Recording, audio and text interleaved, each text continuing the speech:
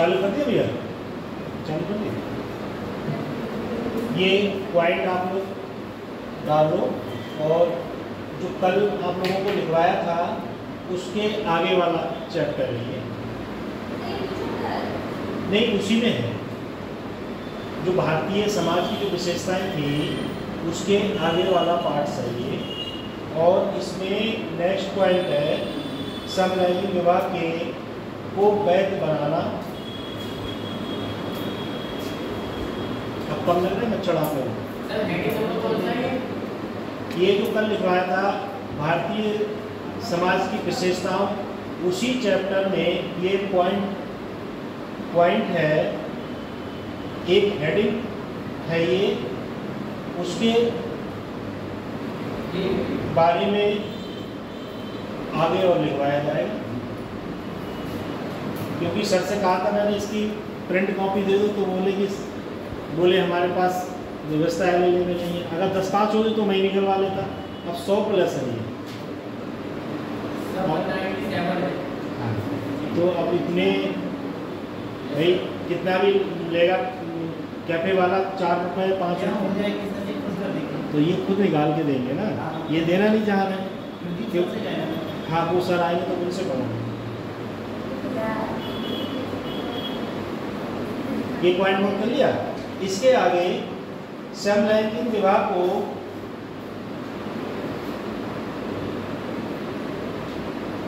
दो समान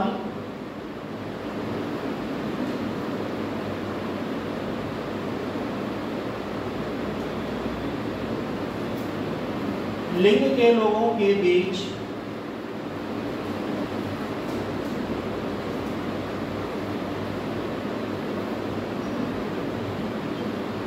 मिलन के स्वरूप को परिभाषित किया जाता है।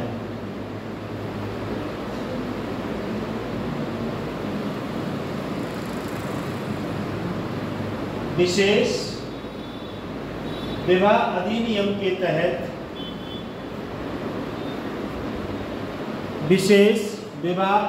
के तहत समलैंगिक विवाह को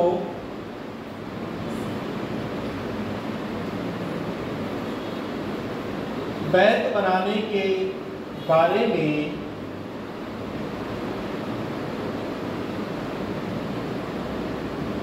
लंबी बहस पर चर्चा हुई।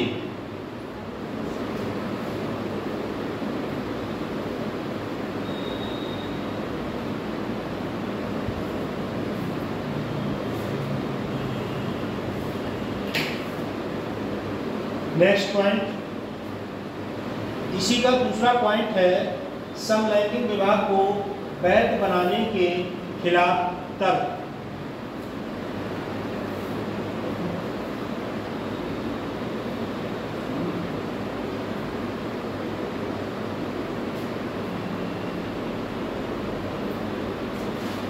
नोट करवा दूं, ब्लैक बोर्ड पे लिख लोगे। इसी के बारे में जो पॉइंट दिया गया है उसमें समलैंगिक विवाह को वैध बनाने के खिलाफ तर्क। उसके आगे लिखेंगे विवाह की धार्मिक परिभाषा। विवाह की धार्मिक परिभाषा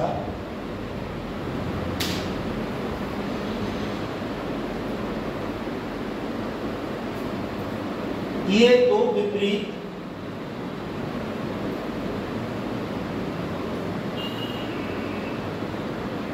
मिलन तक ही सीमित है।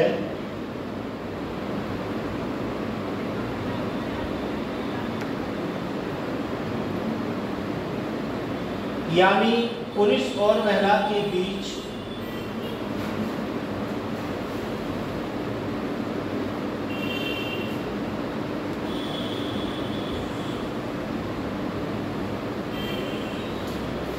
नेक्स्ट पॉइंट, विधायकी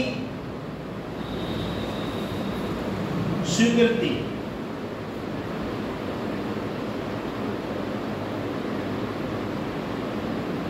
विवाह करने का अधिकार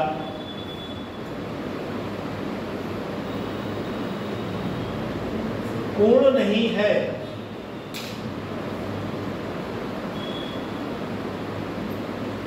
बल्कि ये राज्य के कानून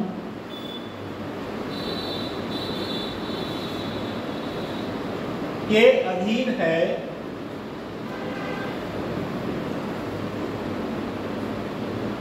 राज्य कब शादी करने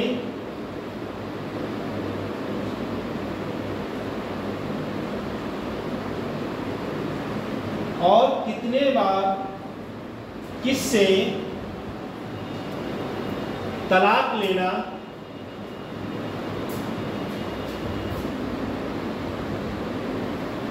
है और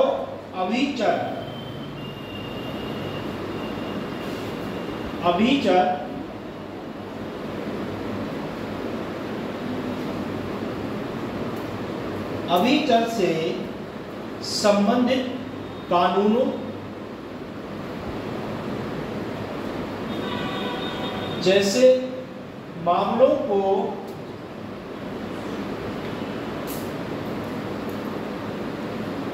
विनियमित करने में एक वैध हित का दावा कर सकता है।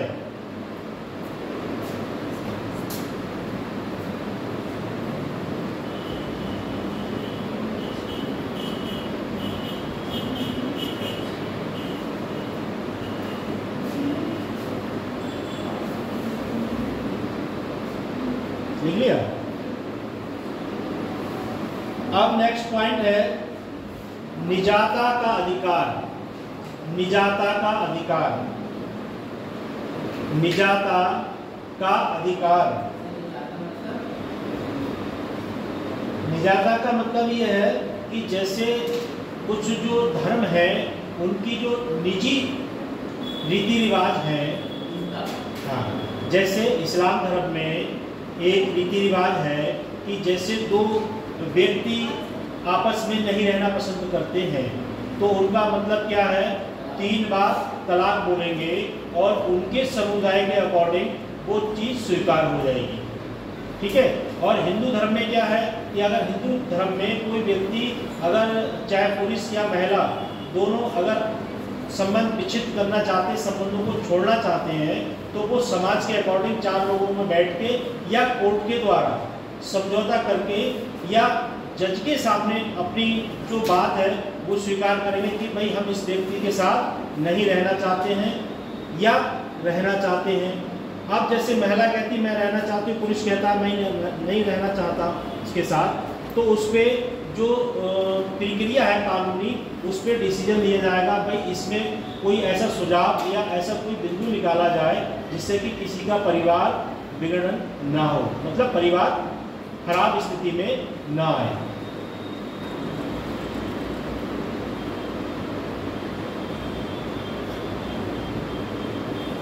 निजाता का अधिकार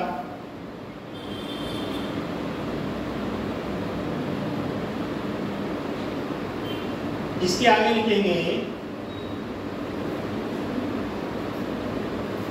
यन अभिमुखीकरण।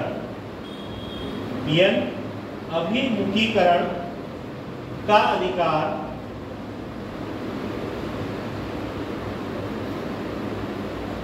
निजाता के अधिकार का एक हिस्सा है।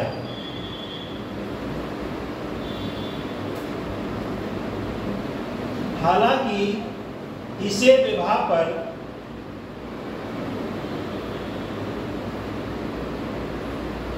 लागू नहीं किया जा सकता क्योंकि इसमें एक आवश्यक सार्वजनिक तत्व है।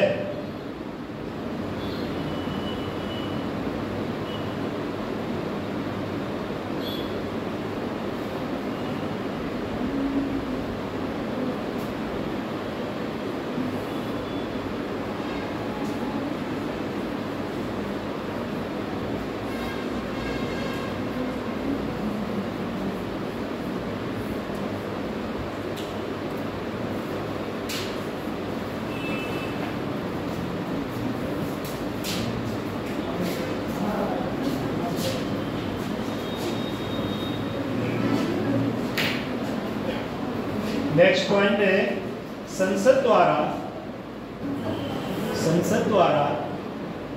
विधान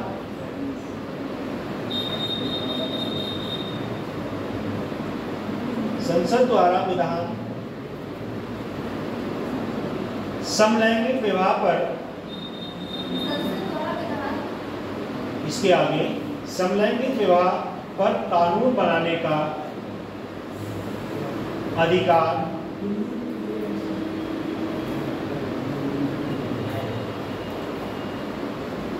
केवल संसद के पास है।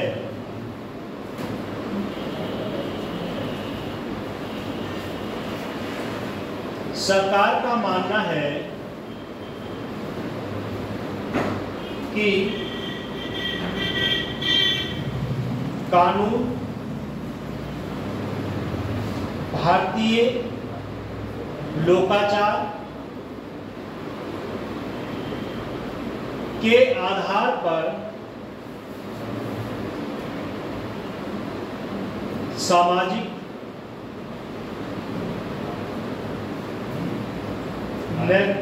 नैतिकता और सार्वजनिक स्वीकृति को लागू करने के लिए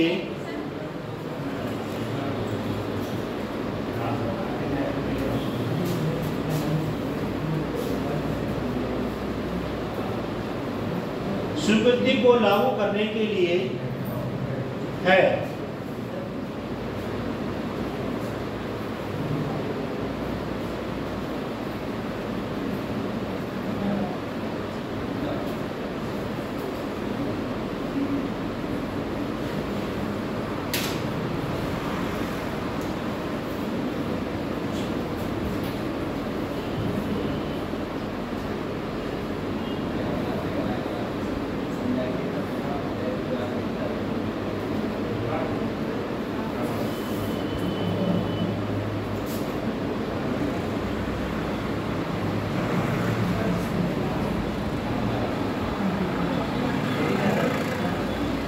पॉइंट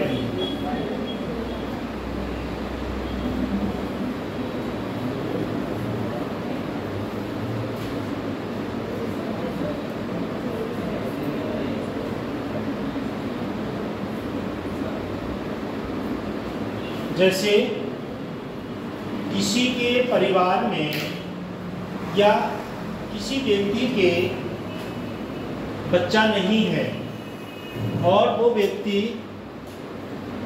किसी के बच्चे को गोद लेता है, तो उसके लिए समलैंगिक माता पिता, इसी के आगे लिखेंगे, बच्चे को गोद लेने के मुद्दे, इसी पॉइंट के आगे लिखेंगे, समलैंगिक विवाह, समलैंगिक माता पिता पर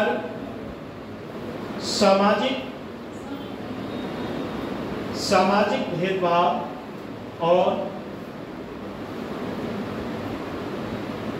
बच्चों की भलाई पर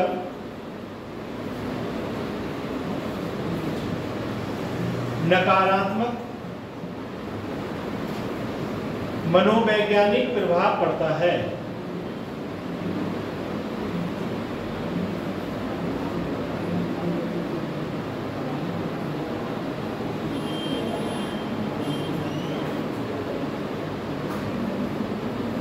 उसके बाद माता पिता पति पत्नी जैसी शब्दावली को लैंगिक बनाया गया, जो समलैंगिक विवाह में समस्यात्मक होगा।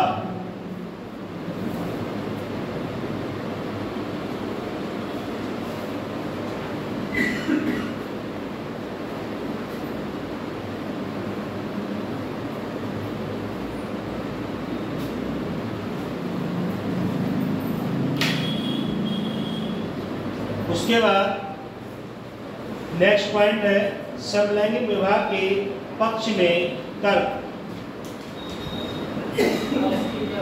हाँ,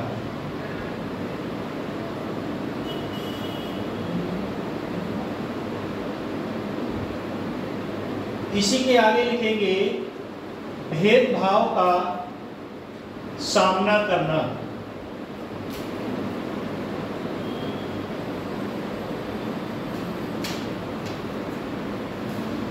समलैंगिक वाले जोड़े विभिन्न सामाजिक भेदभावों के प्रति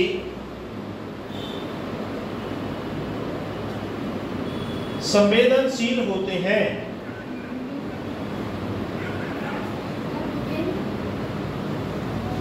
विभिन्न सामाजिक भेदभाव वाले भाव के प्रति संवेदनशील होते हैं और समलैंगिक विवाह को वैध बनाने से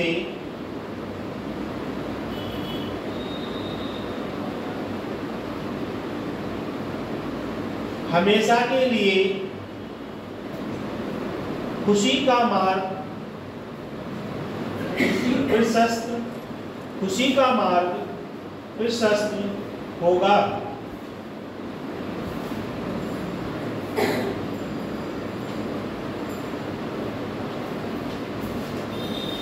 नेक्स्ट पॉइंट है एक मौलिक अधिकार के रूप में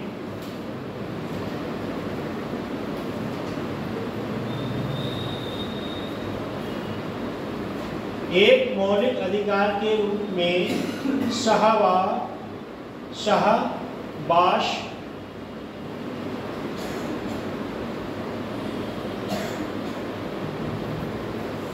इसी के आगे भारत के मुख्य न्यायाधीश ने सह अधिविश्वास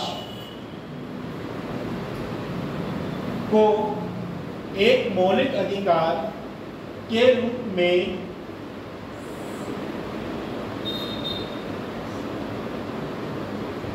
बरकरार रखा है।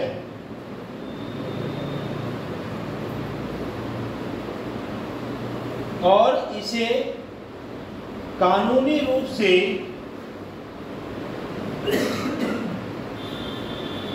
मान्यता देना सरकार का दायित्व है।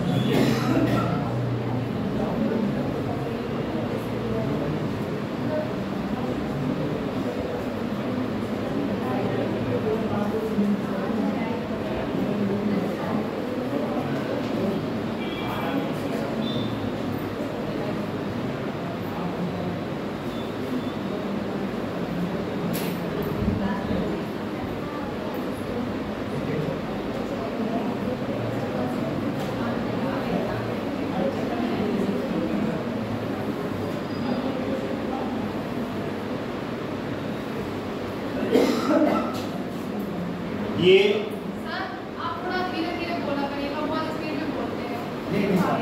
चलेंगे, चलो कोई बात नहीं। तो आप लोगों को पहले बताना चाहिए। कोई बात नहीं, अगर कहीं आप लोगों का पॉइंट छूट जाता है तो कह दिया करो कि सर थोड़ा अब भाई थोड़ी आप लोग भी ध्यान रखें, अधिकारी बनने जा रहे हैं तो कोई बात नहीं है। अच्छा ये बताओ, मैं अगर जो बोल रहा हूँ पीछे तक आवाज आ रही है आप लोगों को? आ रही है? अब चलो, अब कहाँ छूटा आपका? छूट गया पीछे? चलो कोई बात नहीं। अब लिखेंगे धारा 377 के जो ऊपर पॉइंट लिखा है ये पूरा नोट कर लो। धारा 377 के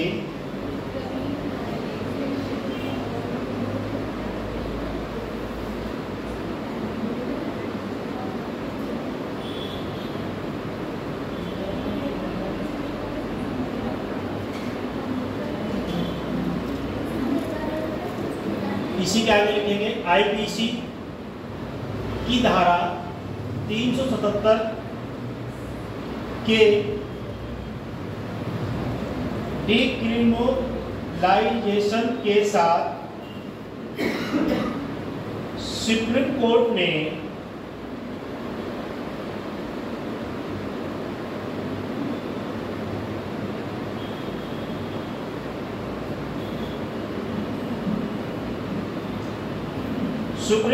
ने समलैंगिक संबंधों के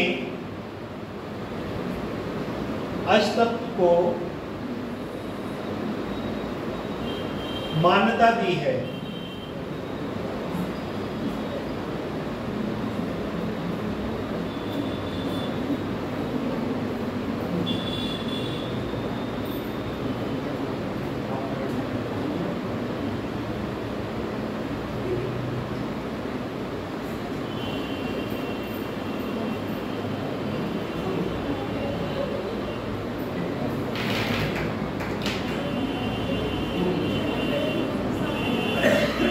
कर लिया नोट।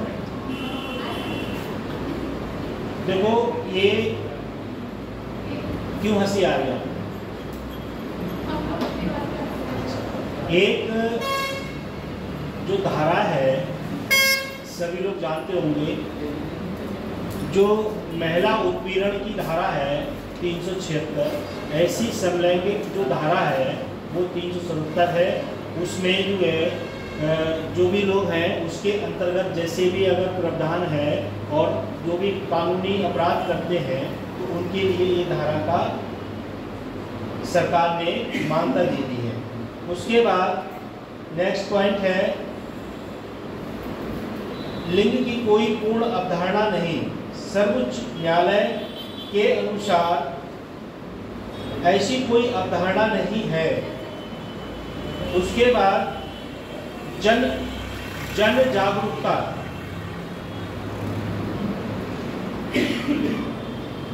किसे आ रही फांसी? आ गया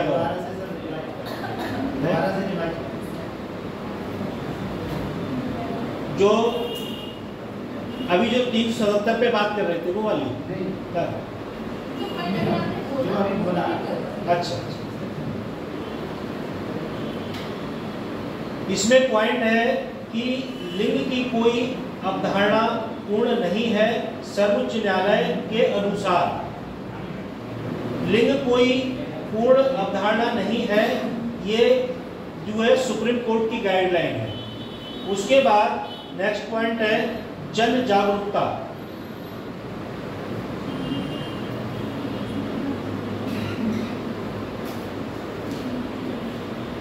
जन जागरूकता के आगे लिखेंगे सभी यौन उन्मुख व्यक्तियों की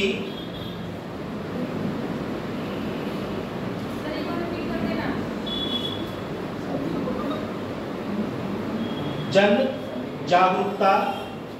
इसके आगे सभी यौन उन्मुख व्यक्तियों की समानता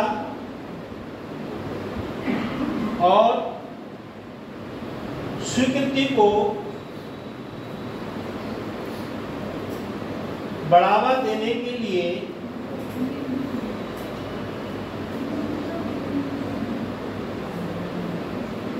समुदाय के बारे में जागरूकता होनी चाहिए।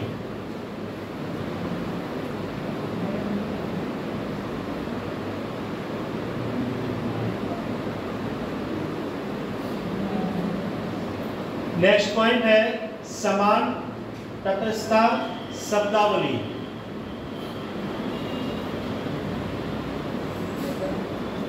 सामान्य, तटस्थ शब्दावली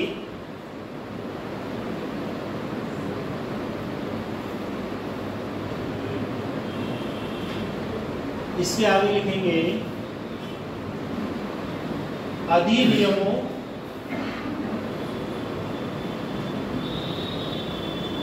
अधिनियमों कानूनों और उपनियमों में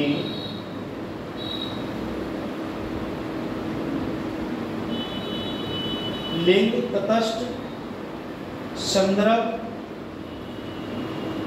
होने चाहिए।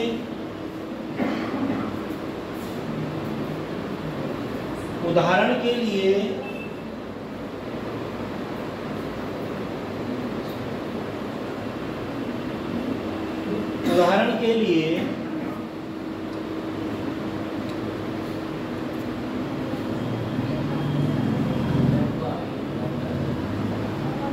विशेष विवाह, बेटा पानी पी लो, आप पानी पी लो, या कोई विक्स वगैरह की गोलियों को डालना है।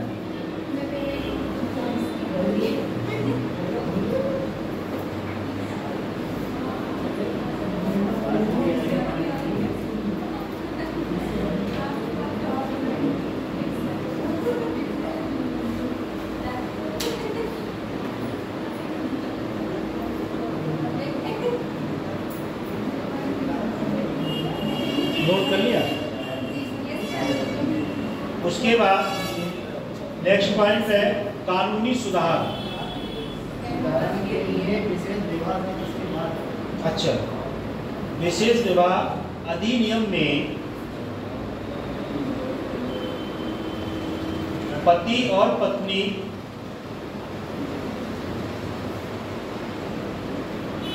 सबको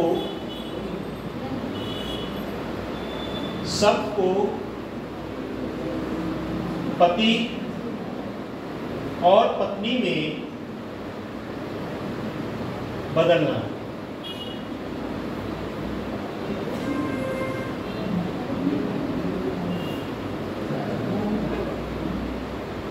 नेक्स्ट पॉइंट है कानूनी सुधार। कानूनी सुधार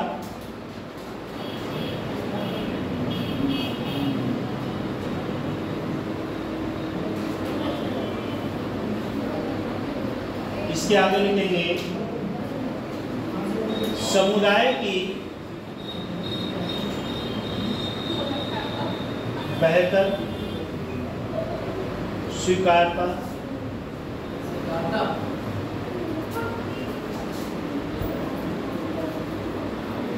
और कानूनी सुरक्षा के लिए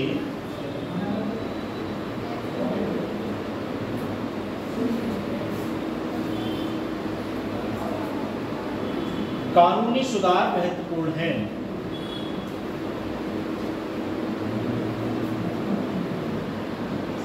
इन समुदायों के लिए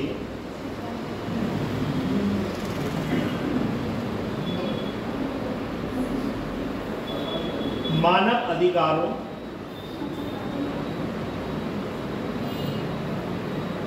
और गरिमा को बनाए रखना आवश्यक है।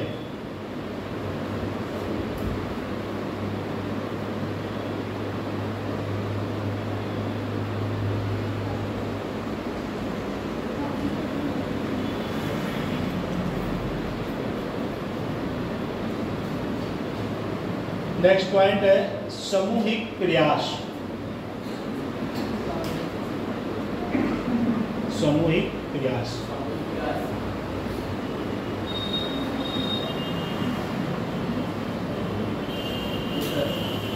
इसके आगे लिखेंगे केवल एक नीति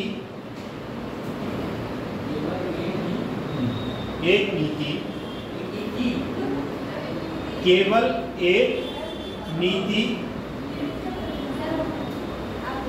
नीति या कानून बनाना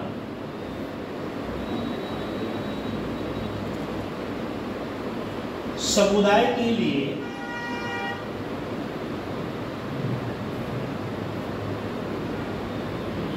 उपयोगी नहीं है।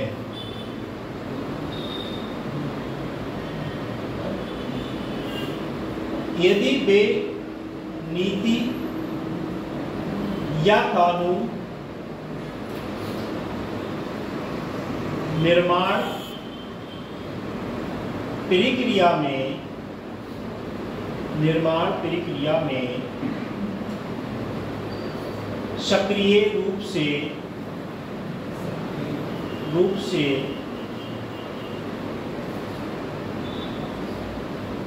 शामिल नहीं हैं,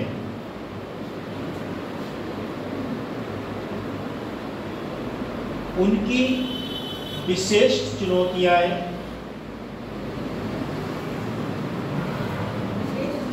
चुनौतियों का समाधान करने के लिए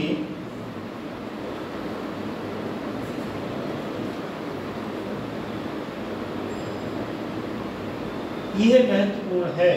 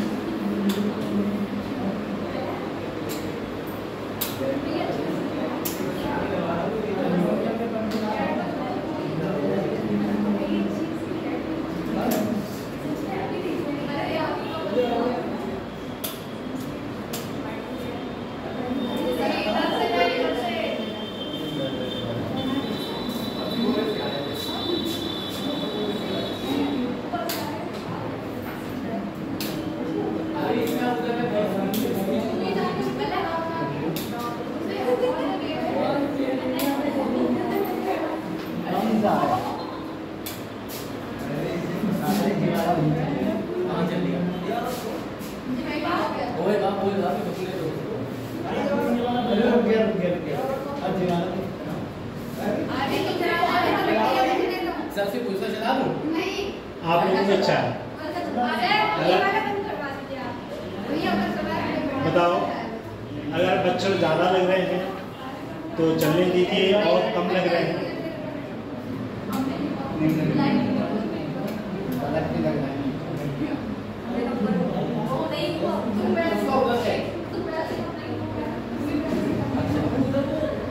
क्या करना है? आप लोग डिसीजन ले लो, चलाना है नहीं चलाना। अगर जैसे किसी को परेशानी हो रही आगे आ जाओ, इससे या रिजल्ट कोटाई कर लिया कहीं बैठना है। नेक्स्ट पॉइंट है परिवार। तो परिवार में एक समाजशास्त्री निम्नकोक्त के ने परिवार को पत्नी, पति, बच्चों के साथ या उनके बिना अकेले परिवार में किसी व्यक्ति को परिवार के बिना, जैसे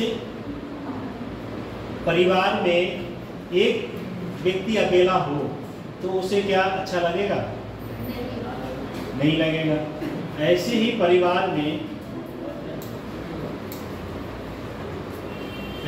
परिवार में जब तक व्यक्ति गृहस्थ आश्रम में मियाँ बीवी बच्चे जब तक ना हो तब तक परिवार में अच्छा नहीं लगेगा।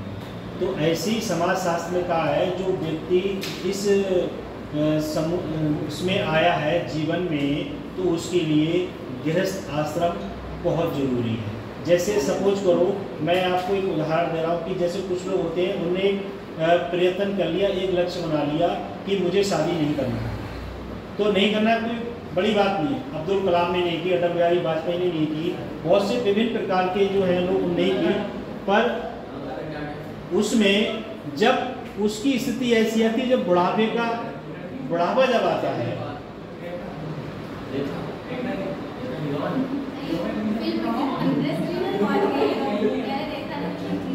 अच्छा फिल्मी इंडस्ट्री में बताओ, वापस आ जाओ, क्योंकि एक फिल्मी इंडस्ट्री के यहाँ पर नेता आए थे, उन्होंने एक टाइटल दिया था कि पीलीभीत को मुंबई बना देंगे।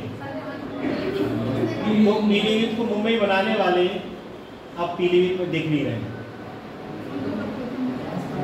क्योंकि जो व्यक्ति अपने मुंह से ज़्यादा बड़ी बात कहता है, फिर उसके बाद उसे अपने लिए छुपने के लिए कहीं अच्छी जगह ढूंढना पड़ती है। क्योंकि बोलने के लिए तो समाज में आप कुछ भी बोल सकते हो, क्योंकि अभी आप लोग देख रहे होंगे सामाजिक परिदृश्य चल रहा है कि एक व्यक्ति अगर कुछ ट्रेंड निकालता है, कुछ अपनी पार्टी के लिए 2 शब्द बोलता है, तो विपक्ष भी 4 शब्द बोलने के लिए तैयार रहता है।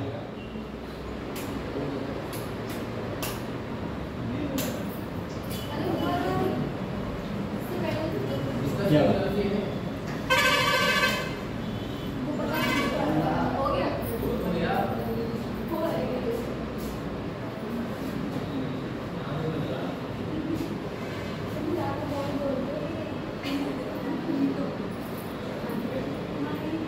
चलो कोई बात नहीं, बातें बतेरी हो गई, कोई मुंबई चला गया, कोई पीलीभीत चला गया, अब सब वापस आ गए, ठीक है।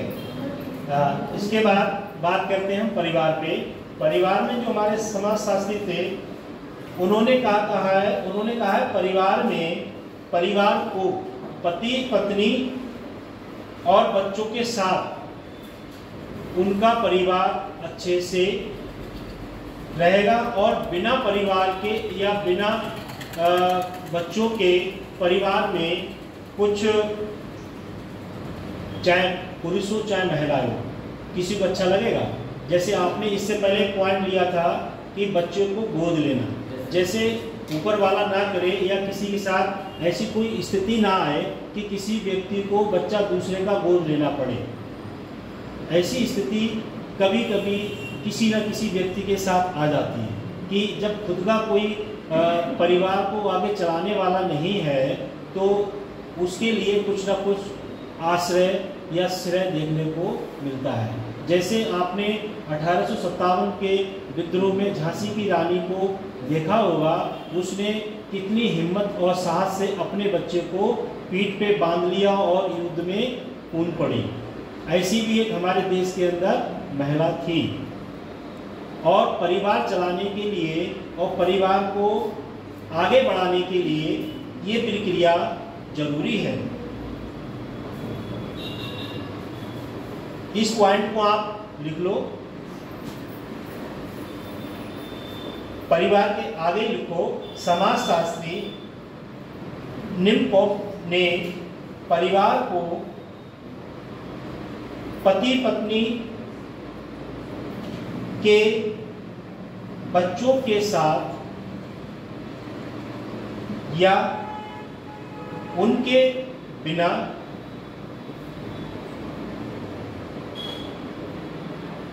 या अकेले, पुरुष या महिला,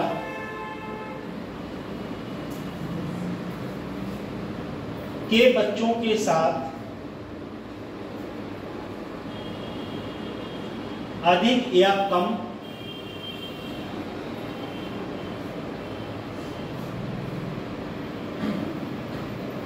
टिकाऊ सहयोग के रूप में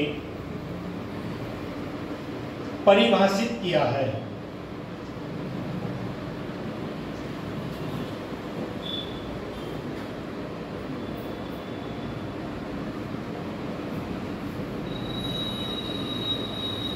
लिख लिया?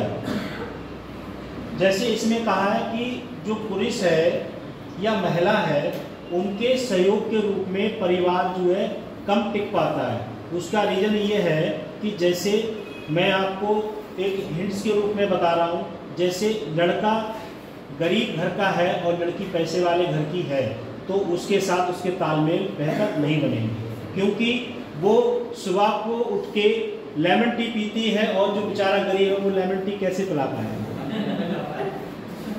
अब अगर कोई लड़का अच्छी स्थिति का है और लड़की गरीब परिवार की है तो उसके जो संबंध विच्छेद हैं वो छूट जाते हैं, क्योंकि उनका जो प्रोसीजर जीवन यापन करने का, रहन सहन का, खान पीन का जो तौर तरीका है उसमें बहुत अंतर आता है।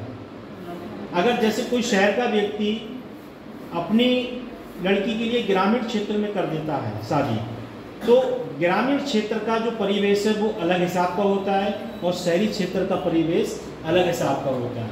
तो उसमें क्या है, जो मनमुटाव होते हैं, भेदभाव होते हैं, वो पूर्ण तरीके से परिवार को विघटन कर देते हैं, परिवार को नहीं चला पाते हैं। इसी कारण जो हमारे कानूनी व्यवस्था है इसमें विभिन्न प्रकार के उपाय हैं कि जैसे लोग कुछ ना कुछ आरोप रख के वो संबंध को विच्छेद करना चाहते हैं। जैसे किसी ने कह दिया कि हम आपकी लड़की को नहीं रखना चाहते हैं, तो पूछे क्यों नहीं रखना चाहते, फिर वो दहेज की बात रख देता है।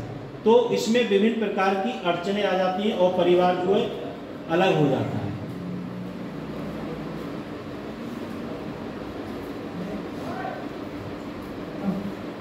उसके बाद इसके आगे लिखिए, ये पहला और सबसे तत्कालिक सामाजिक वातावरण है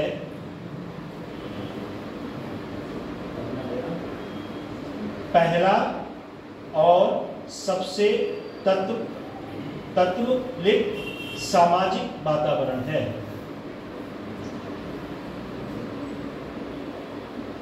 दोबारा रिपीट करूं,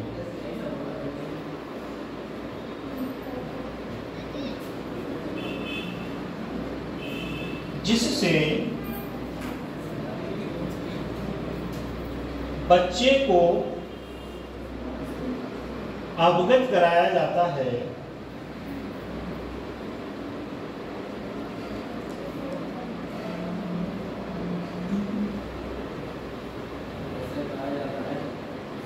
कोई अन्य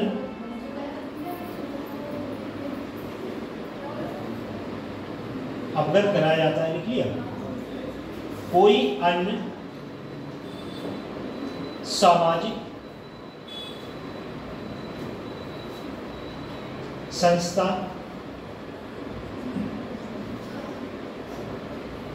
इतनी सार्वभौमिक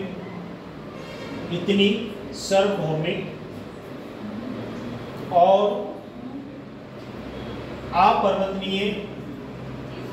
अपरिवर्तनीय नहीं लगती है।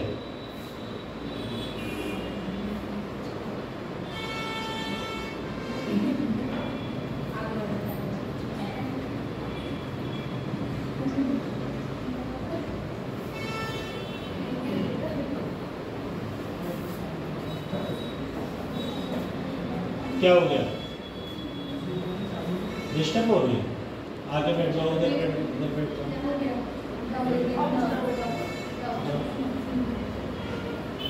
अब इसके बाद जो पॉइंट है परिवार के प्रकार, ये तो मैंने आपको शुरू में पढ़ाई थी और थोड़ा मैं एक्सप्लेन कर दूंगा, समझ में आ रहा है, क्योंकि लिखने में बहुत समय आप लोगों को लगेगा और समझने में थोड़ा जल्दी है,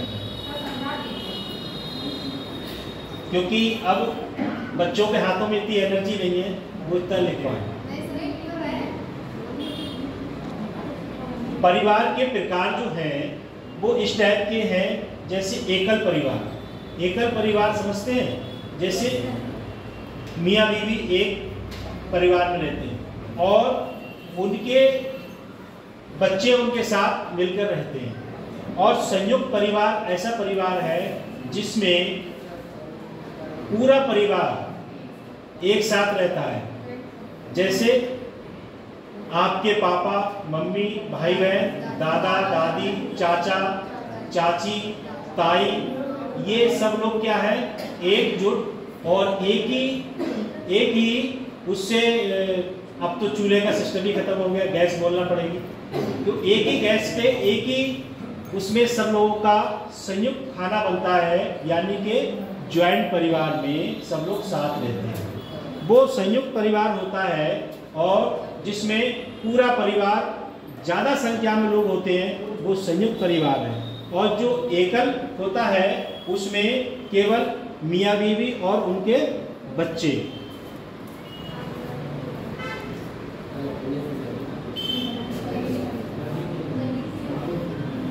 और उसके बाद जो उनके, बेटा बात मत करो, जो उनके सगे संबंधी हैं, इनके जो संयुक्त परिवार और एकल परिवार है, उसके संयुक्त जो परिवार के जो सगे संबंधी हैं, जैसे उस परिवार में उसकी जो पर्सन है, उसकी बहन और उसकी बुआ और जो अन्य लोग हैं, तब जब वो उनके परिवार में जब आते हैं तो क्या करते हैं, वो कोई अपना खाना पीना या पारिवारिक कोई भी चीज़ अपने यहाँ से लेके नहीं आते, क्योंकि वो जिसके यहाँ जा रहे हैं वो वहीं पर खाएंगे पिएंगे।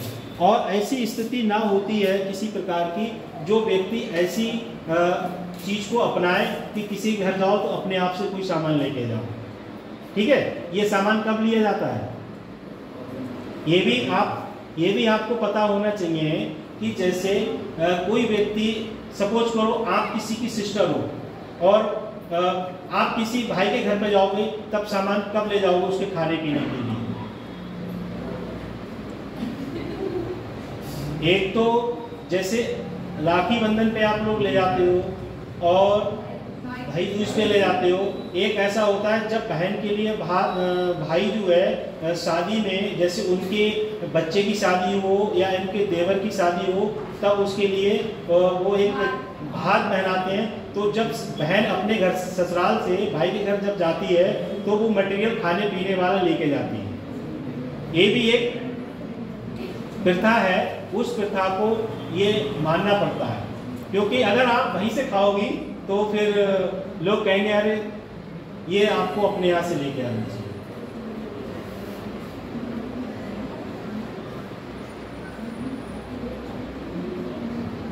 ये तो हो गया आपका एकल परिवार और संयुक्त परिवार। अब आता है मिश्रित परिवार।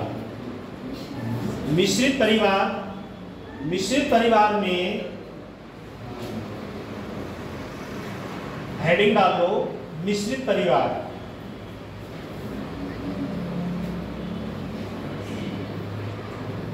मिश्रित परिवार तब बनता है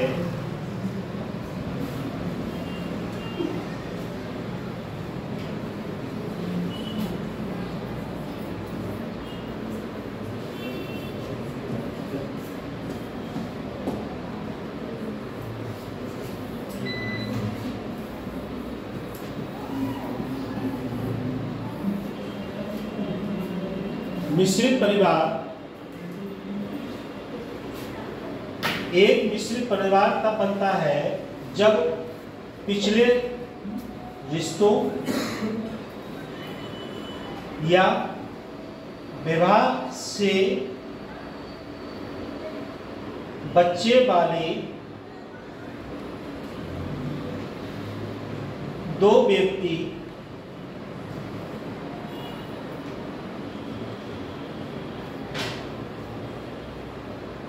एक नई परिवार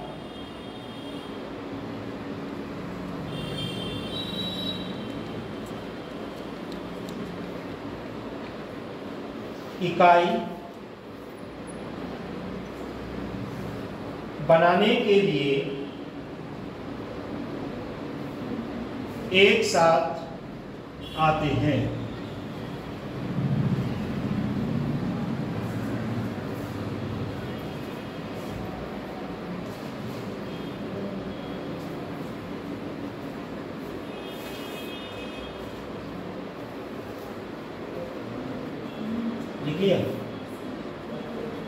उसके बाद नेक्स्ट पॉइंट है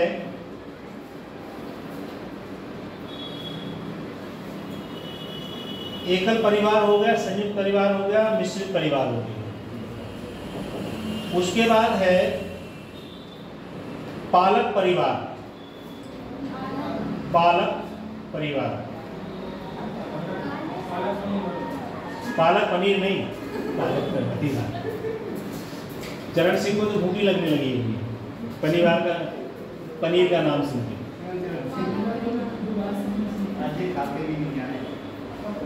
चलो कोई बात नहीं है। पालक परिवार उन बच्चों के लिए है, पालक मतलब पालने वाला। जैसे उसमें कैसे, जैसे दोनों मियां बीवी हैं, एक स्टेट गवर्नमेंट में है और एक सेंट्रल गवर्नमेंट में। अब जो बच्चा, जिस व्यक्ति ने बच्चे को जन्म दिया, अब उसका पालन पोषण कौन करेगा? क्योंकि दोनों नौकरी पे हैं, तो बच्चे को कहीं दूसरी जगह जमा करना पड़ेगा। यानी कि किसी व्यक्ति के पालन पोषण के लिए उस बच्चे को छोड़ना पड़ेगा।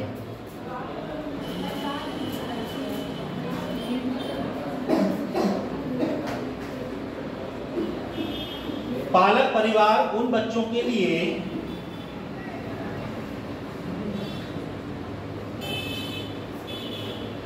अस्थायी देखभाल,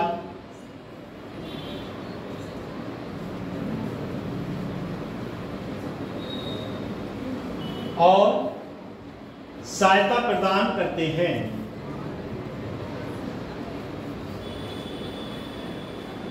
जो अपने जैविक माता पिता के साथ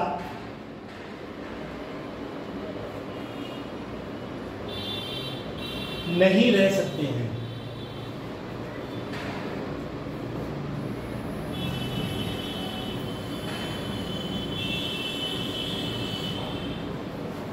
अब आपने इस पॉइंट पे दिमाग थोड़ा दौड़ाओ कि जो इसमें एक पॉइंट कहा गया है, जो माता पिता है, जैसे सपोज करो, मैं आपको सीधा एक एग्जाम्पल देता हूँ। जैसे कोई व्यक्ति ग्रामीण क्षेत्र का है या शहरी क्षेत्र का है और उसकी जॉब लग जाती है पूना, महाराष्ट्र में। अब उसकी कुछ समय के बाद जब शादी हो जाती है, वो ऑलरेडी पूना महाराष्ट्र में किसी संस्था में कहीं भी जॉब करता है, और जब उसकी मैरिज हो जाती है तो बीवी भी वहीं जॉब करती है। और उसके बाद जब उनका कुछ समय के बाद परिवार जब बढ़ता है, तो जो व्यक्ति यहाँ से गया है वो क्या अपने माँ बाप को वहाँ ले जाएगा? कुछ बच्चे ऐसे हैं जो अपने माँ बाप को नहीं छोड़ते, क्योंकि उन्हें पता है कि हमारे माँ बाप ने किस स्थिति में हमको पाला है और अब हम इन्हें छोड़ के चले जाएंगे तो इनके आत्माओं के लिए कितनी बड़ी ठेस पहुँचेगी। और ऐसा नहीं है कि आप लोगों में से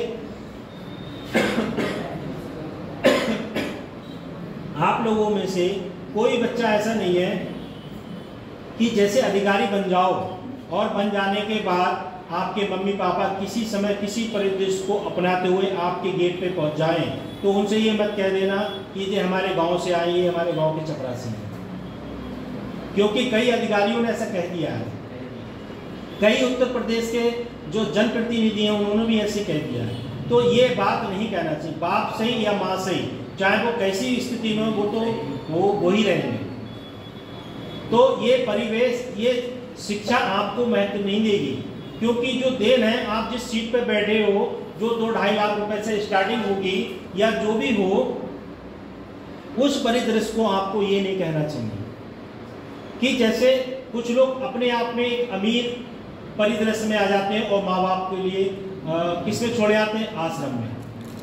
तो ये नहीं होना चाहिए। अब व्यक्ति सोचता है कि ये व्यक्ति गांव का है, हमारे साथ रहेगा और रहने के बाद जो है हमारी इमेज खराब हो जाएगी। तुम्हारी इमेज क्यों खराब होगी?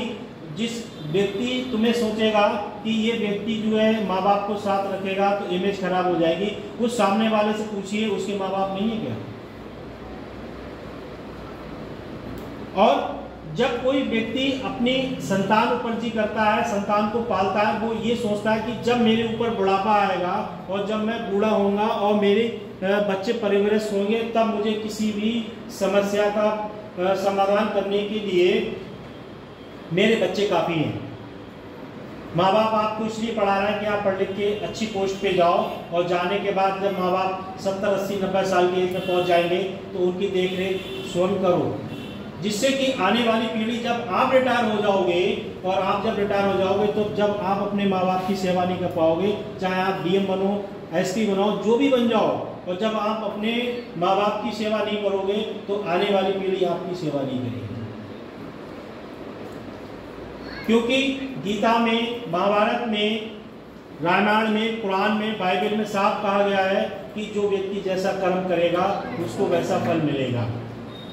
अब व्यक्ति चाहे वो किसी समुदाय, किसी धर्म का, उससे कोई मतलब नहीं है, क्योंकि जब आप किसी की सेवा नहीं करोगे तो आपके बच्चे आपकी सेवा नहीं करेंगे। इसमें जो कहा गया है कि दोनों मियाँ बीवी अगर जब नौकरी पे हैं, बच्चे के लिए पालने पोसने के लिए, जैसे वो कह देते हैं सीधे सीधे किसी आया को लगा दो इस बच्चे के पालने के लिए, या किसी नौकरानी को लगा दो, 2-4 हज़ार रुपये लेगी और सुबह 10 बजे आ जाएगी, जब तक हम लोग ड्यूटी जाएंगे उससे पहले आ जाएगी, जब आएंगे तो तब तक हमें बच्चे को पालती रहेगी।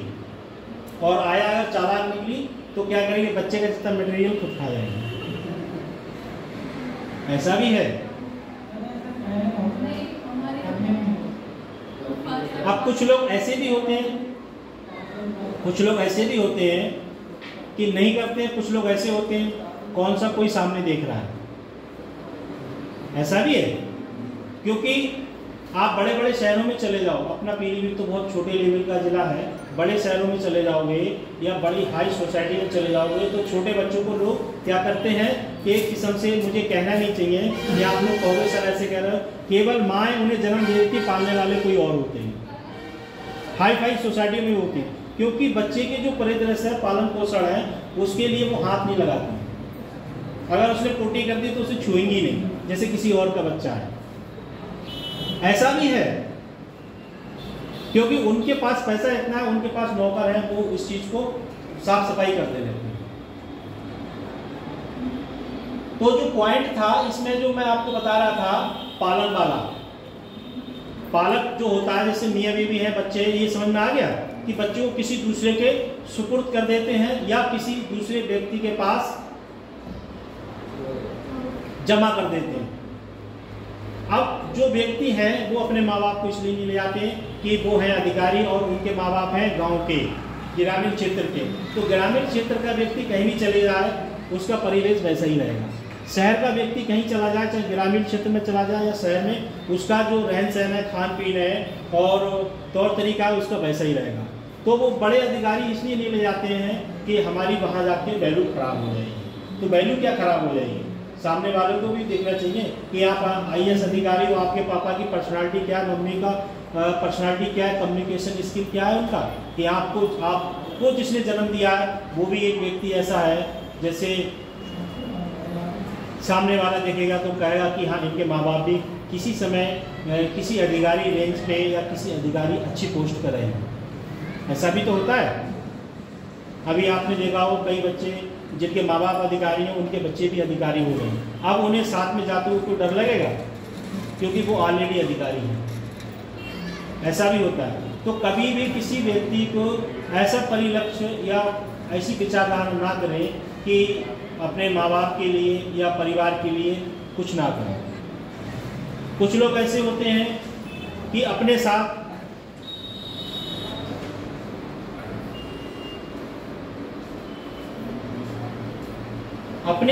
परिवार को, कोई व्यक्ति को ले जाना साथ उचित नहीं समझते क्योंकि उनकी वैल्यू कम हो जाएगी। ऐसा नहीं होना चाहिए। भाई सही, बहन सही, माँ बाप सही या बुजुर्ग दादा दादी से, और इन लोगों का प्यार हर किसी व्यक्ति को नहीं मिलता है। बहुत किस्मत वाले होते हैं जो बच्चे अपने दादा दादी के हाथों में खेलते हैं और उनकी परवरिश होती है।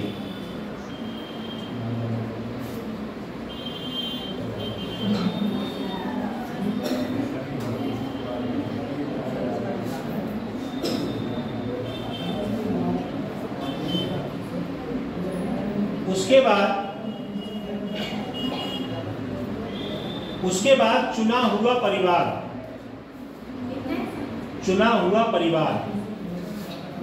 चुने हुए परिवार गहरे भावात्मक संबंधों के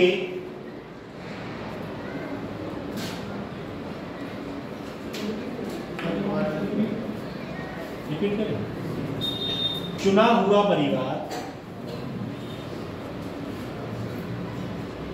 गहरे भावात्मक संबंधों के माध्यम से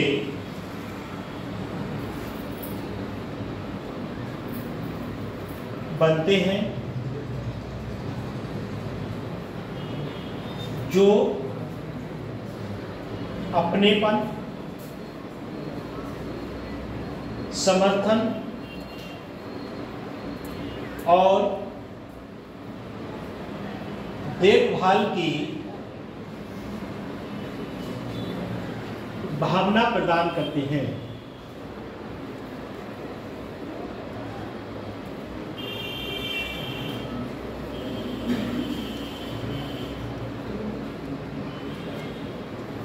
क्लियर? अब नेक्स्ट पॉइंट है एक परिवार के लक्षण। एक परिवार के लक्षण, ये हेडिंग है और इसका पॉइंट है सार्वभौमिकता,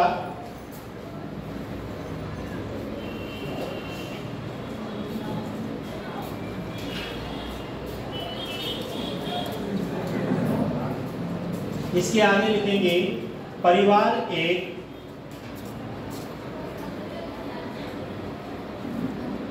सार्वभौमिक सामाजिक इकाई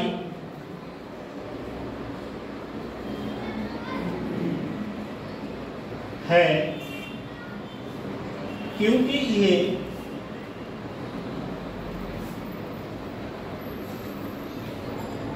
व्यक्ति और समाज के लिए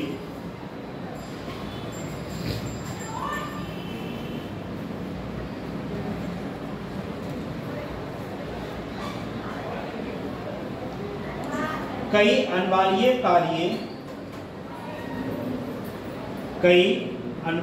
कार्य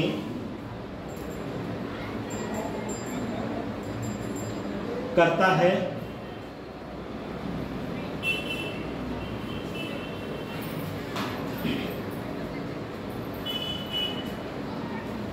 नेक्स्ट पॉइंट, सामाजिक रूप से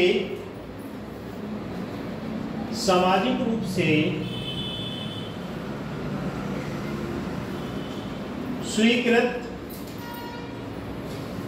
संबंध।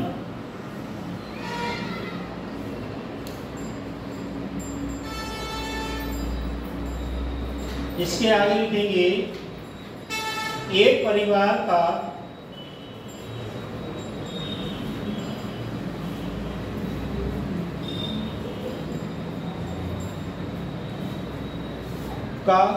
जन्म एक पति या स्त्री के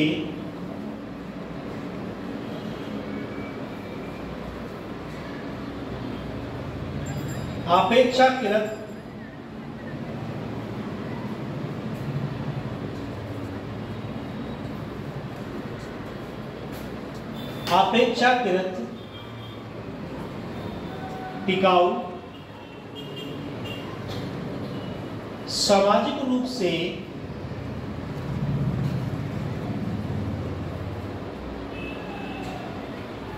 स्वीकृत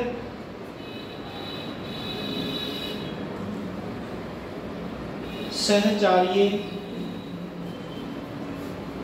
से होता है।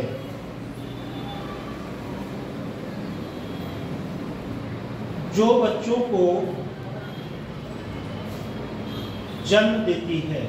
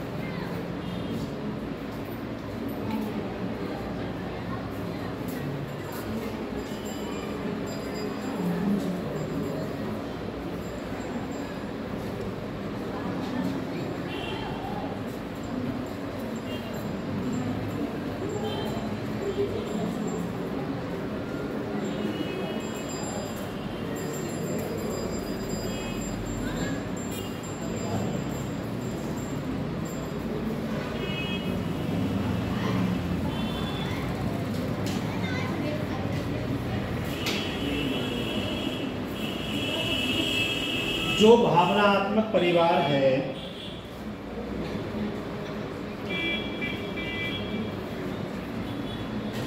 व्यक्ति को मजबूत,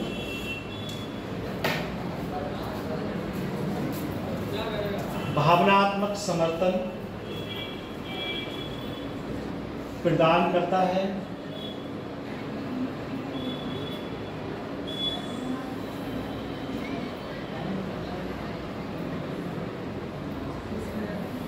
और इसके सदस्य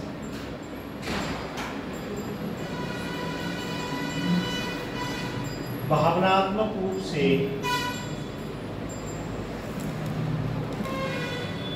बने होते हैं।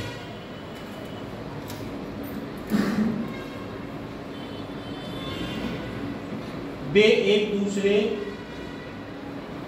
को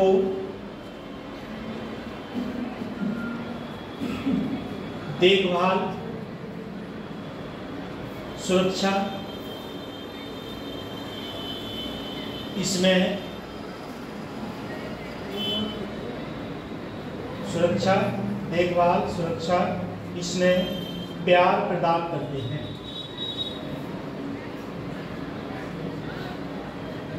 और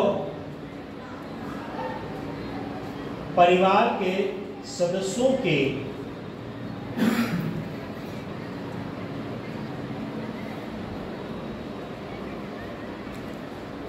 कल्याण के लिए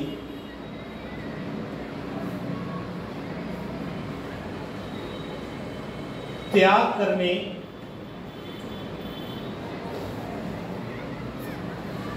के लिए तैयार रहते हैं। क्या बोल अभी 20 मिनट। तो जैसे सपोज करो कोई व्यक्ति आपको आगे बढ़ाने के लिए बहुत संघर्ष करता है, आपको एक गांव से 10 किलोमीटर साइकिल में बिठा के लेके आता है और साइकिल में बिठा के ले जाता है। सपोज करो आप एक अधिकारी बन गए और वो व्यक्ति आपसे मिलने जाए तो आपके जो चपरासी होंगे, सिक्योरिटी होगी, वो व्यक्ति को पहुंचने में रोक लेंगे और कहेंगे आप क्यों मिलने आए हो। तो आपसे जब वो सिक्योरिटी आपका जो पीए होगा वो जब आपसे कहेगा कि सर आपसे कोई मिलने आया है, क्योंकि जब अधिकारी ट्रेनिंग लेते हैं तो उन्हें बहुत कुछ सिखाया जाता है, तो वो जो अधिकारी कह देंगे भाई मैं नहीं जानता, होगा कोई। तो सपोज करो उस व्यक्ति की आत्मा को कितना तगड़ा ठेस पहुंचेगा, पहुंचेगा नहीं पहुंचेगा। जिस व्यक्ति ने आपको 10 साल तक पीलीभीत और कहीं उसी जगह से साइकिल से ढोया है, ले गया, लाया है और आपके लिए तन मन धन से उसने आपके लिए पूरा सहयोग किया, और जब आप किसी पोस्ट पे आ गए और उस व्यक्ति को नहीं पहचाना तो फिर उसके दिल से पूछो क्या हाल होगा उसका, बताओ, खड़े हो जाओ, पहले अपना नाम बताओ। वीरपाल शर्मा। बताओ उस व्यक्ति के दिल पे क्या गुजरेगी, बुरा लगेगा, उसको स्वयं लगेगा ऐसा कि अब मुझे क्या करना चाहिए। उस व्यक्ति को स्वयं लगेगा, उस व्यक्ति को स्वयं ऐसा लगेगा अब मुझे क्या करना चाहिए, पर वो तो जो करेगा करेगा ही, उसकी जो मानसिक व्यवहार है वो जो करेगा। पर जिस व्यक्ति ने उसे देखा सीट पे बैठ के कि ये व्यक्ति वही है जिसने मेरा पालन पोषण किया है, मुझे 10 किलोमीटर साइकिल से ढोके लेके आता था, ढोके ले जाता था, पसीने में लथपथ हो जाता था और कपड़े पसीने में भीग जाते थे, उस व्यक्ति को उस व्यक्ति ने पहचानने से मना कर दिया। तो जो अंदर बैठा व्यक्ति है वो उस समय जब तक ऑफिस टाइम होगा उसकी संतुष्टि बनी रहेगी, क्योंकि उस समय क्लर्क बाबू जो है वो साहब के पास गड्डियां लाते होंगे, संतुष्टि रहेगी। जब वो रात को जब सोएगा बिस्तर पे तब उसके साथ में वही रिप्ले होगी और कहेगा मैंने उस व्यक्ति को बेकार पहचानने से मना किया और ऐसा मुझे नहीं करना चाहिए, और बार बार उसी के दिमाग में वही परिदृश्य आएगा। और जब वो व्यक्ति किसी समय उस व्यक्ति के पास आएगा या अपनी जो प्रॉपर्टी है ग्रामीण क्षेत्र में या शहरी क्षेत्र का रहने वाला है, जब वो आएगा तो वो व्यक्ति को अगर बुलाता है तो फिर उसकी बात वो नहीं सुनेगा, क्योंकि जब उस व्यक्ति के सहारे आप यहाँ पहुँचे हो, इस जगह पहुँचे हो और आपने उसी को पहचानने से इनकार कर दिया, ये आपके शिक्षा का व्यवहार नहीं है, या जिस माता पिता ने आपको शिक्षा दी है या जिस गुरु ने शिक्षा दी है उसने आपको अच्छे से गाइड नहीं किया। मनुष्य तो वो भी होता है जो पृथ्वी पे भीख मांगता है, क्या हम लोग उससे घृणा करेंगे? ऊपर वाले ने अगर जिसको जैसे बनाया उससे घृणा नहीं करना चाहिए, क्योंकि वो भी एक सामाजिक प्राणी है और उसको भी अपने जीवन जीने का अधिकार है। किसी प्रकार का ऐसा अपने मन में, अपने दिमाग में कभी परिवेश मत लाओ।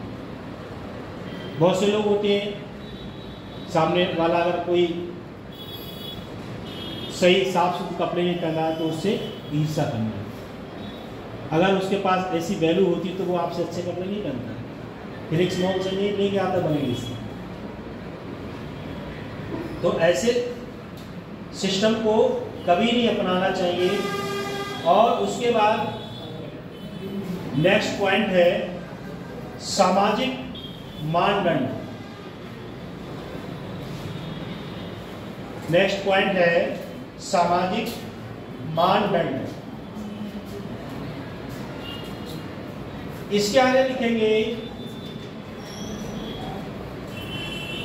देखो जो पॉइंट मैंने आपको लगाया था भावात्मक समर्थन, इस पॉइंट में सब यही चीजें हैं जो मैं आपको बताई।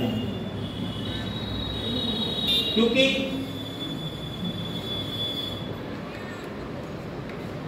चलो नेक्स्ट पॉइंट लिख लो, सामाजिक मानदंड। इसके आगे लिखो परिवार में सामाजिक मानदंड। परिवार में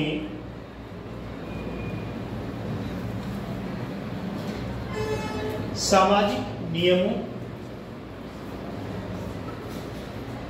विनियमों का पालन पोषण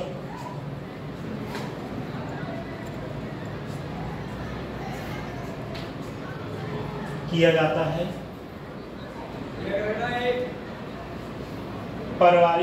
पारिवारिक अंतक्रियाएं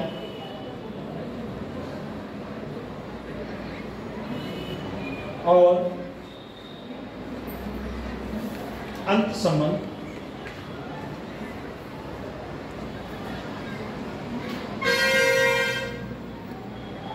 सामाजिक और कानूनी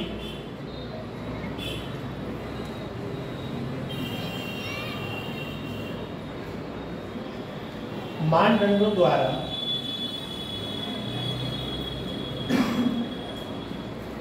नियंत्रित होते हैं।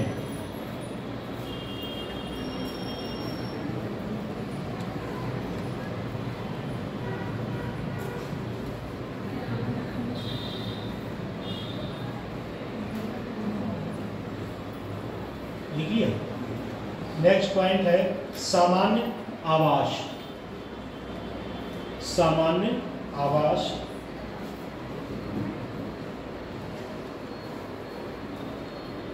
इसके आगे लिखेंगे जीवित रहने के लिए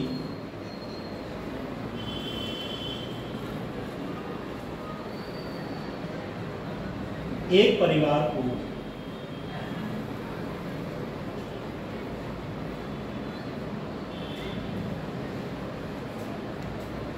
एक घर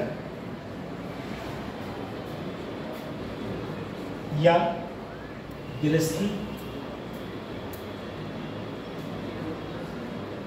की आवश्यकता होती है। परिवार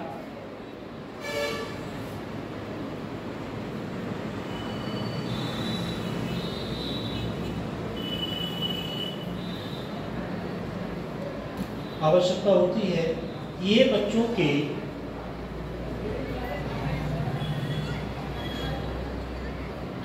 पालन पोषण के लिए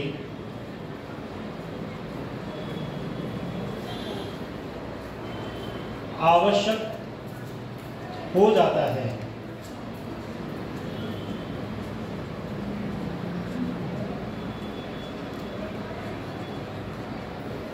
लिख लिया?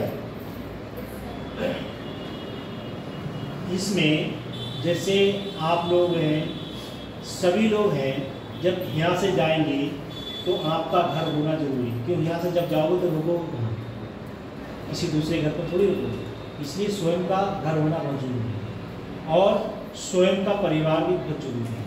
जैसे सपोज करो कि अगर किसी परिस्थिति में आपका परिवार नहीं, आप सिंगल हो, कभी परिस्थिति में आपको कोई समस्या आ जाए तो आपकी हेल्प कौन करेगा? परिवार की तो लोग करेंगे भाई, पड़ोसी के लिए या रिश्तेदारों के लिए या मोहल्ले वालों को जब बताओगे तभी तो आएंगे। आप कमरे में बंद हो और अंदर से लॉक है तो किसी को क्या पता आप कमरे में हो या नहीं। जो परिवार के लोग हैं उन्हें पता होगी कि हमारा बच्चा घर में है या नहीं। इसलिए गृहस्थी और परिवार, घर, ये सब होना बहुत जरूरी है।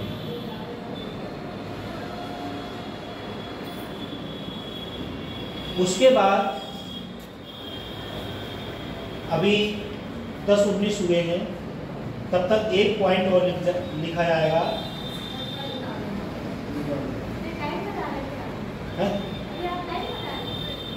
टाइम बता रहा था मैं, इसलिए कि बच्चे थोड़ा लिखते लिखते ऊब गए हैं।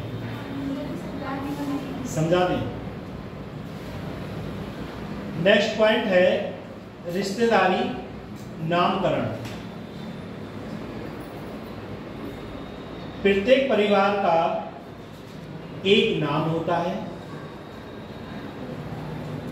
और वंश होता है और उसका गोत्र होता है।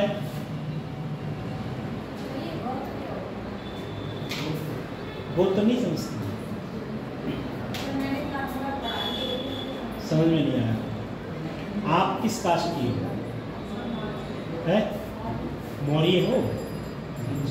बेटा शांत हो जाओ, एक मिनट अभी बात करें। जैसे आप मौर्य हो, ठीक है, तो मौर्यों में मौर्य होते हैं, कुशवा होते हैं, साप होते हैं, सैनी होते हैं, कछवा होते हैं और भूमिहार भी होते हैं। जैसे अपने यहाँ पीलीभीत में मौर्य लगाते हैं और बदायूं में आप जब चले जाओगे तो साप लगाएंगे और कासरन एटा मैनपुरी में चले जाओगे तो उधर कुशवा लगाएंगे। अब मौर्यों में जैसे कोई मौर्य होता है हल्दिया मौर्य, ठीक है।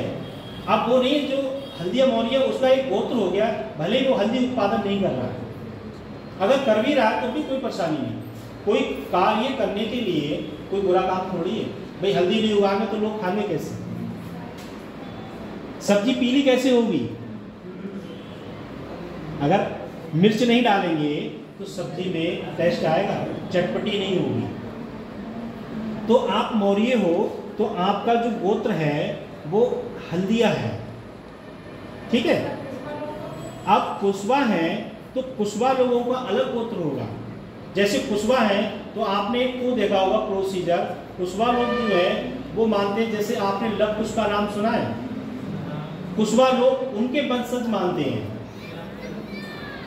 कुशवा लोग जो हैं जो लव कुश थे उसको वंशज मानते हैं और जो मौर्य लोग हैं वो चंद्रगुप्त मौर्य को अपना वंशज मानते हैं।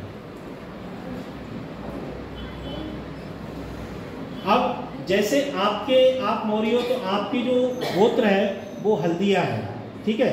अब कोई दूसरा मौर्य होगा जो अपने लिए कुशवा लगाता है तो उसका गोत्र दूसरा होगा।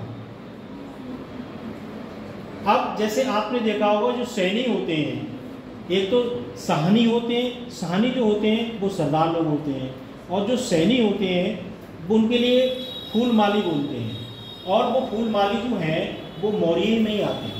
पर जो फूलमाली शिक्षित व्यक्ति हैं वो समझते हैं साप, सैनी, कुशवा, मौर्य सब एक ही होते हैं। आपने देखा होगा जो विभिन्न जातियां हैं, विभिन्न धर्म हैं, इनका किसी न किसी रूप में एक सम्मेलन होता है। जैसे मौर्य सम्मेलन, उसमें सभी कास्ट के लोग आएंगे, कुशवा, सैनी, साप। पंडित सम्मेलन होगा, ब्राह्मण सम्मेलन जब होगा तो उसमें पांडे, पाठक, चतुर्वेदी, त्रिवेदी और मिश्रा, ये सब उसमें आएंगे। अब जैसे गंगवार लोग हैं तो कोई गंगवार लगाता है, कोई पटेल लगाता है, कोई कन्नौजिया लगाता है, ठीक है। ऐसे उन लोगों में भी गोत्र होते हैं। जैसे जो ब्राह्मण होते हैं तो ब्राह्मण में भी गोत्र होते हैं। कोई 10 घर होता है, कोई 3.5 घर होता है, कोई 11.5 घर होता है। ऐसे उनके बारे में होता है। पंडित हो कोई इसमें से बताओ? है भारद्वाज गोत्र। भारद्वाज एक गोत्र है और जब बिरादर ये लगाएंगे तो ये पंडित कह रहे हैं। जैसे पांडे लोग अपनी लड़की की शादी पांडे में नहीं करते हैं, करते हैं? नहीं करते। कुछ बिरादर ऐसी हैं कि उसी बिरादर में उसी गोत्र में शादी नहीं करते है। ऐसा गोत्र की वजह से होता है। जैसे पांडे जो हैं, पांडे जो बिरादर है वो आती है पंडितों के अकॉर्डिंग, पर पांडे जो हैं उसी जो गोत्र होगा उनका, जैसे 3.5 घर, 11.5 घर, ऐसे उनका एक गोत्र होता है, उसी के अकॉर्डिंग उसी गोत्र में वो शादी नहीं करेंगे। जैसे आपको मैं ठाकुर लोगों की बात बता रहा हूँ। ठाकुर जो लोग होते हैं तो कुछ लिखते हैं चौहान, कुछ लिखते हैं कौन, ठाकुर लगाते हैं, कुछ सिंह लगाते हैं और कोई कटहरिया लगाते हैं। इस टाइप से वो अपनी अलग अलग बिरादर का ट्रेंड लगाते हैं। और जब पुराने जो रीति रिवाज हैं उस चीज़ को जब मानते हैं, उस चीज़ का परिदृश्य जब देखते हैं तो वो निकालते हैं कि आप किस गोत्र के हो। ऐसी हमारे समाज में जो धर्म हैं, जातियां हैं, उनका सबका अपना अपना प्रथाएं हैं। जैसे आप एक बेसिक कॉन्सेप्ट ले लो, जैसे कोई व्यक्ति मनमानी तरीके से शादी कर रहा है तो उसका तो कोई गोत्र नहीं, ना कोई जाति, ना कोई धर्म है, ठीक है। अब वो किसी परिवार के द्वारा एक सामाजिक रीति रिवाज के अकॉर्डिंग अगर ये सिस्टम हो रहा है तो वो ये सब चीज़ देखी है। वो इसी वजह से देखी जाती है कि आपने देखा होगा कि 1-2 साल लोग साथ रहे और उसके बाद अलग हो गए। क्यों अलग हो गए? कि उनकी जो विचारधारा है दोनों लोगों की मैच नहीं करती है, और जब विचारधारा मैच नहीं करेगी तो स्वाभाविक आपको कि परिवार जो है अलग अलग हो जाए, चाहे वो किसी जाति धर्म का व्यक्ति सही। इसमें अब जैसे हिंदू धर्म में तो फोन पे बोलना नहीं, और जो मुस्लिम समुदाय है, चाहे वो अमेरिका में रहता हो, पाकिस्तान में रहता हो, सऊदी में रहता हो, किसी भी देश में रहता हो, वो फोन पे ही बोल देगा तो उसकी तलाक मानी जाएगी, है?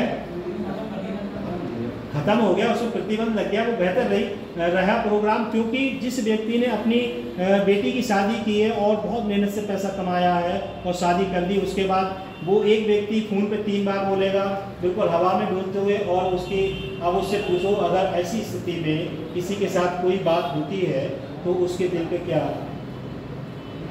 समस्या है। तो इस प्रकार से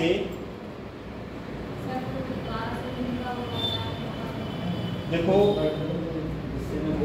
मैं समाजशास्त्र का टीचर हूँ, मैं इस चीज़ पे ज़्यादा डिस्कस नहीं करना चाहता हूँ, क्योंकि अगर जेंट्स होते तो मैं ज़्यादा डिस्कस करता, और आप महिला हो, उनका जो परिवेश है वो ऐसा है कि सुनो, अभी इसे सुन लो। जब आपने टॉपिक छेड़ दिया है उसमें जैसे वो 3 तलाक एक बार बोल देते हैं, तो 3 तलाक के बाद उसमें एक सिस्टम बनाया गया है कि वो जिस महिला से 3 तलाक बोलेंगे वो महिला किसी दूसरे के साथ अपना एक बेसिक कॉन्सेप्ट बना के निकाह के रूप में रहेगी। उसके बाद उस व्यक्ति ने अगर उस महिला के लिए तलाक नहीं दिया तो वो महिला उसी के साथ ही रहेगी, चाहे उसकी एज कितनी हो और चाहे वो कैसा भी व्यक्ति हो। फिर उसके साथ एक परिदृश्य आएगा जिसे बोलते हैं हलाला। हलाला वो ऐसा परिदृश्य है कि अगर वो व्यक्ति नहीं चाहता इस महिला के लिए छोड़ने के लिए, तो कानूनी बेस पे या जो उसके मौलवी हैं, इस्लाम धर्म के जो भी लोग हैं जो इस चीज़ को मानते हैं, वो उसके अकॉर्डिंग रहेंगे। क्योंकि हर धर्म का, हर समाज का अपना अपना सिस्टम है।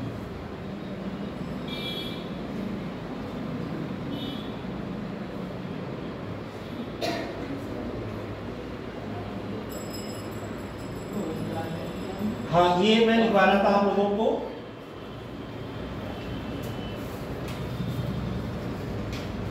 गोत्र, नाम, वंश, और चाहे वह स्त्री हो पुरुष हो, और उसके वंश के माध्यम से उसका उपयोग होता है और उसकी पहचान होती है। पहचान करने के लिए जैसे आप जिस भी धर्म में हो, जिस भी समुदाय के हो, तो आप जिस जगह रहते हो आपकी वहाँ एक अलग पहचान होगी। समाज में तो सभी प्रकार के लोग रहते हैं और जहाँ आप रहते हो वहाँ भी आपकी पहचान होना चाहिए। सपोज करो आप किसी कॉलोनी में रहते हैं या किसी ग्रामीण परिवेश में रहते हैं या शहर के किसी वार्ड में, मोहल्ले में रहते हैं, तो जैसी ही व्यक्ति मोहल्ले में या कहीं पहुंचता है और आपका नाम परिचित नहीं, आपके पापा का नाम परिचित है, जैसे वो चाहे वो किसी प्रकार के नेता रहे हो या कोई अधिकारी रहे हो या किसी टाइप के बिजनेसमैन रहे हो, तो उससे जो है उनकी अलग पहचान होती है। और गोत्र जैसे कुछ लोग होते हैं जो निवास करते हैं, तो उन्हें की पंडित जी हैं, वो उस कोने पे रहते हैं, पंडित जी का मकान बहुत बड़ा बना हुआ, बहुत पैसे वाले हैं। अच्छा, वो पंडित जी जो ब्याह शादियों में हवन, पूजा, प्रार्थना और शादियाँ करते हैं, तो उनकी एक अलग पहचान हो गई।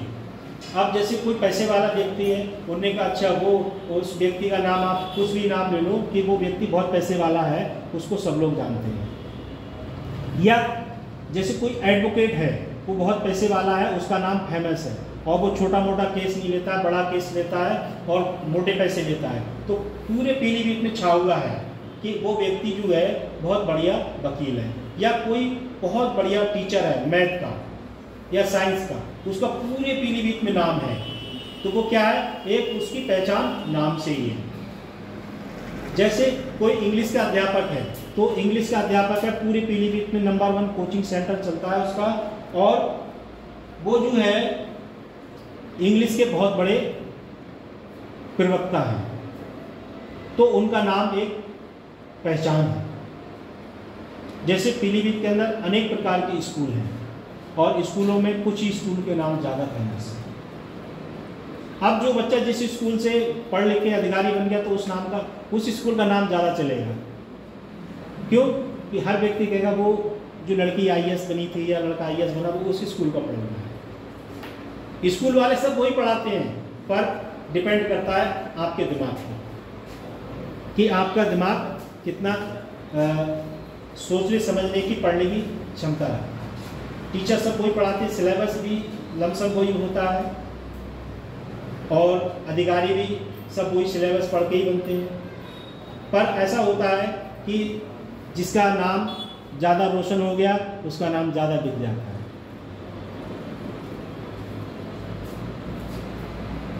ठीक है, इसे बंद कर दो, टाइम हो गया।